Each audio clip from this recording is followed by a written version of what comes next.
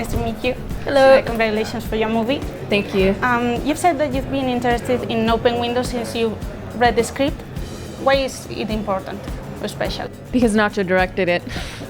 I was a fan of his, and I heard he was working on a new film, that he had just written a script. So I asked my manager at the time to get me a copy of it, and he actually was friends with Nacho's manager, who's also one of the producers on the film. So I read the script, and I loved it, and I could really, even though it was very technical, I could feel Nacho's tone in the script, and I knew it would have those moments that are uniquely Nacho Vigalando's, where there's this sense of humor that he's able to create with the settings and with the characters. And luckily I was able to meet him and Enrique 2 weeks later after I read the script and talked about the characters, and a few months later we were filming and they chose me to play Jill, which was nice. Being that technical, was it difficult to play your role having all the techniques, details in your head? Well, luckily that's not my job. Nacho and the camera operators are always there setting up the shot. But it was a constant question on set. Okay, in this scene, am I aware I'm being filmed, or am I unaware that I'm being filmed? And obviously it's a different type of performance. Jill discovers herself to the audience very slowly and gradually. How do you approach to her character? I saw Jill as this sort of bad girl, this Hollywood bad girl that had done everything wrong but was still at the top of her career. And she's sort of reached a point where she doesn't want to be that anymore, and she wants to be taken seriously. And everybody around her doesn't want that. They want her to stay in this box because it's easy to sell. It's easy to sell to tabloids, and which is better to market their movies. And she's very used to being controlled in her life and in her career. And this is the first time she realizes that's not what she wants anymore. And she wants to be her own young woman and grow and learn. And luckily, Nick Chambers comes along at that same time and inadvertently saves her life. And she's really given a second chance. So she really goes through a wave of emotions. And when you first meet her at the beginning of the film, she's already started that change. We're not really aware of it, but she's internally attempted that change. And you see that in the conversations with her manager and her agent and her best friend on the computer. Would you say that Jill is similar to Chelsea, your role in the Girlfriend's videos? Because they both have many things to say, but seems like nobody wants to listen to them.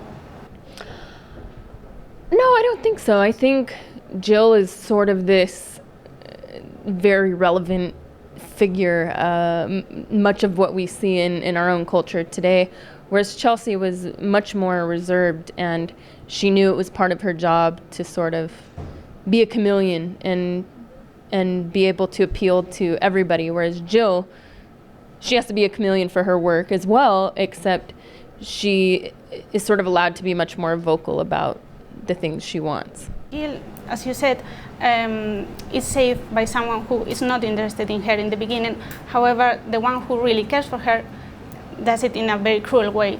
What is her relation with that, with the reality she is living? Well, it's all in real time. So as you see these events unfold, specifically when she's being kidnapped, it's such a intense scene because she is afraid for her life. Nothing like this has ever happened to her. But at the same time, she is very self-aware of her surroundings. So while she's afraid and very vulnerable, literally and physically vulnerable, she's also thinking of a way to get out. She has that phone in her, she takes her phone and tries to dial the police. So there's so many things going on at the same time that I think she handled differently than maybe somebody else that didn't have as much experience in front of the camera, because she's very aware, okay, I've worked in film, so I know if I try and reach for my phone now, they won't see it. In this moment where celebrities are being worshipped and anonymity can not be longer possible because of social networks, do you think something like the one in open windows can happen? Oh, definitely. Yeah, I was actually speaking to another friend of mine who was interested in sort of the same concept of people being able to tap into your phones. It's a different sort of story, but very much in this hacker world where anything's possible. And yeah, we volunteer so much information about ourselves, and a lot of people, just normal users of social media and the internet, don't really know what they're giving up. And that becomes, we become aware of that quite often when there's a huge article released about how much information was given out that people didn't even realize. Yeah. And if you had the chance of being Nick for one day, who would you choose to look? I don't think I would want to do that. No, not at all. It's creepy, too creepy for me. Now you've written a book, you created your own company or production company. Do you see yourself as an actor so in the long run, or do you want to try different things? I want to do it all. And last year, I was insanely busy on the book, touring with the Juliet Society. I finished writing it and went on tour right away. And this year I've been working on the sequel to the Juliet Society. I'm working on a rally race in South America called the Dakar. And I'm DJing, so it's nice because it allows me to really pick roles as an actor that I like, rather than having to go out for anything.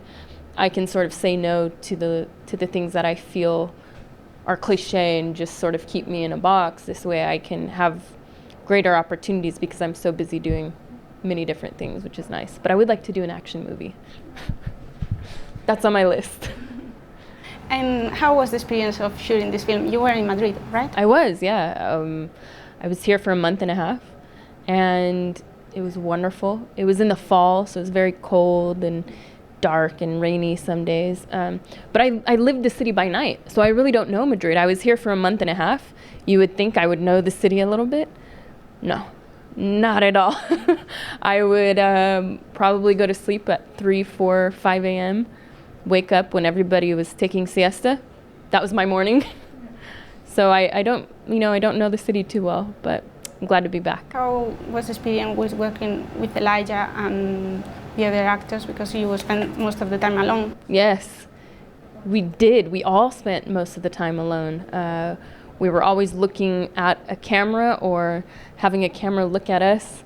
And so there was very little interaction of us together. And even when we were on set together, because of some of the scenes were shot with multiple cameras and in 3D sometimes, I would be off set and vice versa. He would be on set, I'm off set, I'm on set, he's off set. So we would be feeding each other lines, and it was strange to not have that interaction and that interplay. Why would you say the audience to come to the cinemas and buy the ticket of Open Windows? There's never been anything made like Open Windows. Technologically speaking, it's really the first film of its kind, and I think it's such an incredible film. Nacho's worked on it for so long, and it's really great to be able to see it finally put together.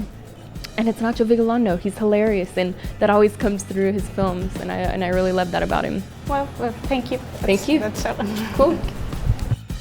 Hello, Los Interrogantes. I'm Sasha Grey.